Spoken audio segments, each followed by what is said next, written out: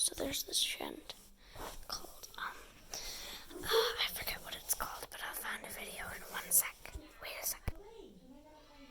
So, look. It's a trend, and I wanted to try that.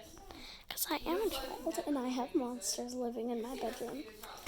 And I'm going to tell you about them a little bit. I have really bad drawings, but I'm going to tell you about them. And I don't want to show you because they're really bad. They're literally stick people. Well, this one's supposed to be a stick person because her name is Stick Girl. But, Stick Girl, I saw her in a dream one time, and she was a tree, and I was like, Mom, look, that tree has a face on it, and I thought it was really funny because it was just like a glitch or something in my dream, and I'm like, wait, this is a dream. How would it be a glitch in a dream or a glitch in real life? And then, as soon as I realized it was a dream, she grew arms. And then her trunk separated into legs. She started chasing me, and Mom was just patting an imaginary thing behind me, and I'm like, what is that? And she's like, come on, honey, and then she holds this imaginary thing's hand, and then walks it away, not realizing there's no tree and there's no child. I'm like, that's really creepy. She starts chasing me, and then I wake up, and then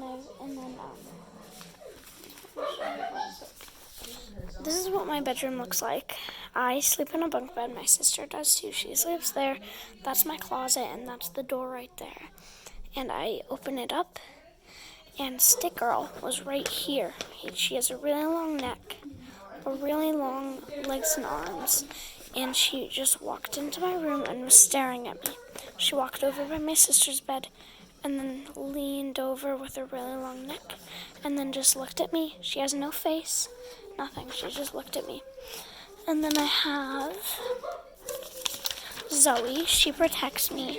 She's like my best friend, but she's also my sister, and no one else can see her. That's her powers. I love her shoes. That's why I drew them. And she comforts me when I'm scared, and she always wears curly pigtails.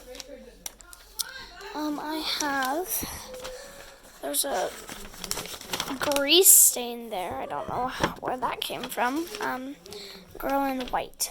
I'm sure all of you have seen her, like in movies and stuff, but Girl in White is,